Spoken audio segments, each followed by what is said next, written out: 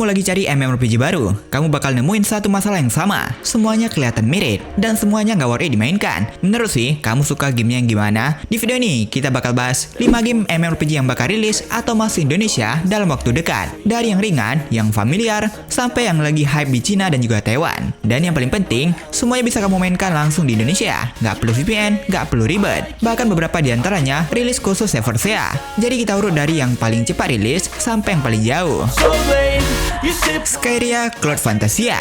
Berapa kali kamu download MMORPG baru cuma buat ditinggal 2-3 hari kemudian?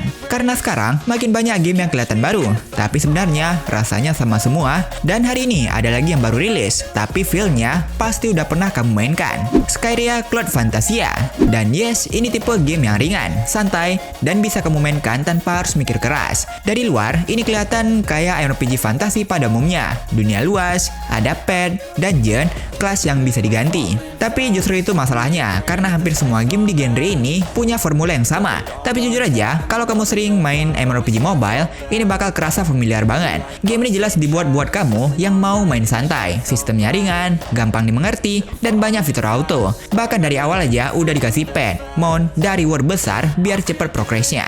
Tapi biasanya game kayak gini kuat di awal aja, dan mungkin terasa repetitif setelah beberapa hari. Jadi kalau kamu cari MMORPG yang santai, gak ribet, dan cuma buat isi waktu luang, ini masih worth it buat dicoba. Jadi fokusnya emang bukan hardcore, tapi lebih ke casual progression. Cuma itu ya, ekspektasinya jangan terlalu tinggi, karena ini bukan tipe MMORPG yang bakal tahan lama buat semua orang. Kalau kamu cari yang lebih fresh atau beda, game berikutnya ini mungkin justru lebih menarik.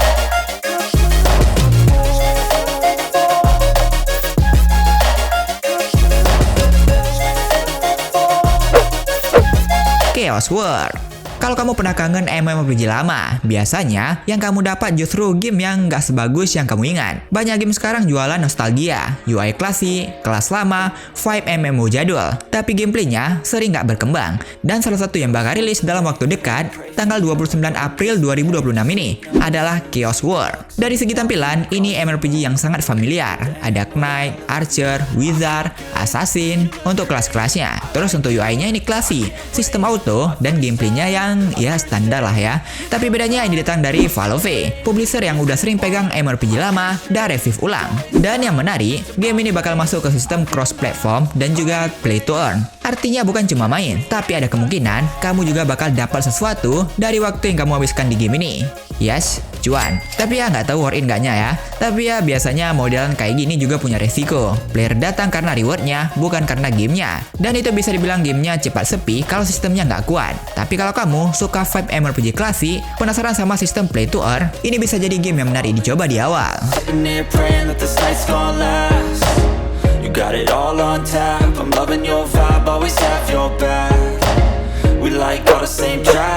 Azure Tale. Kalau kamu lagi capek, biasanya kamu cari game yang santai. Tapi masalahnya, nggak semua game santai itu bener-bener bikin tenang.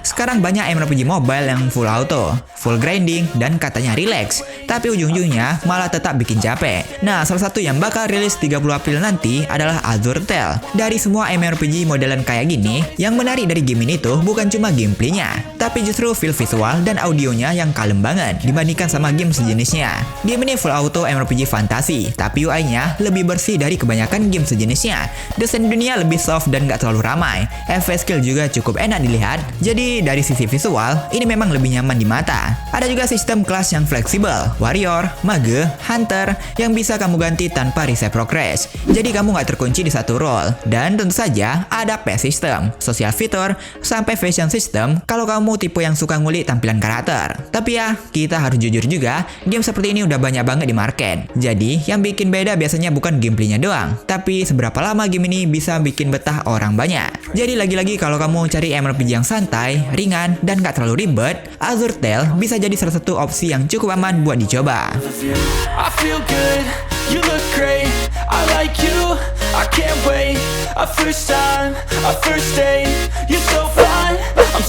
Linex W. Kalau kamu mikir ini game MMORPG baru, sebenarnya kamu salah. Lineage W ini sebenarnya udah rilis di tahun 2021, tapi sekarang dia balik lagi dengan versi yang lebih fokus ke SEA server. Yap, dan kali ini bukan sekedar rilis ulang biasa, karena servernya dibuat khusus untuk SEA. Bahkan pakai bahasa Indonesia di official website dan trailernya. Artinya ini bukan game baru, tapi lebih ke relaunch region baru dengan ekosistem pemain yang digabungkan dalam satu server. Di satu server ini ada 6 region yang digabungkan jadi satu battlefield besar. Jadi semua pemain SEA bakal ketemu di satu ekosistem yang sama. Secara gameplay, ini MMORPG klasik banget. Top down view, dark fantasy style, combat ala MMO Korea yang fokus ke grinding, clan, dan PvP besar. Dan inti game ini bukan di quest atau story-nya, tapi di clan war, castle 6, dan PvP skala besar antar server. Jadi kalau kamu suka MMORPG yang kompetitif, penuh perang clan, dan punya ekosistem pemain besar, ini salah satu yang paling serius di kelasnya. Tapi jujur aja, ini bukan game yang santai. Ini tipe yang butuh waktu, grinding, dan komitmen kalau kamu mau bersaing. Dan karena ini server SEA baru, biasanya awal-awal itu jadi momen yang paling rame, termasuk ekonomi in-game yang masih hidup.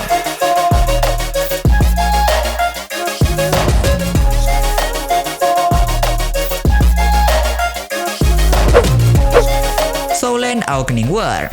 Game Soulland ini bukan game baru, tapi kenapa justru sekarang semua orang mulai ngomongin lagi? Soulland Awakening War akhirnya masuk global release, dipublish oleh 37 Games, dan bakal rilis sebentar lagi, sekitar 2 atau 3 Juni tahun ini dah. Dan ini bukan pertama kalinya game ini muncul. Pola rilisnya jelas, Cina dulu, Taiwan, baru global. Tapi banyak yang baru ngerasa ini rilis baru, karena versi global ini jauh lebih gampang diakses. Login pakai Facebook, nggak ribet kayak versi Cina, nggak perlu ID Cina segala, VPN, nggak perlu.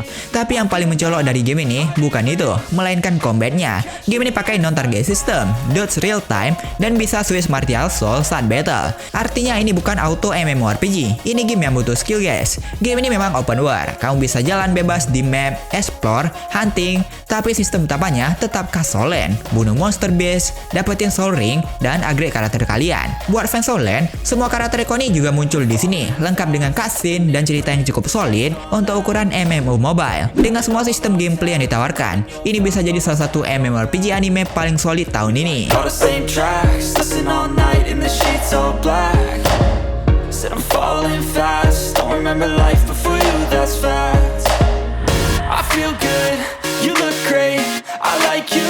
I can't wait, a first time, a first date.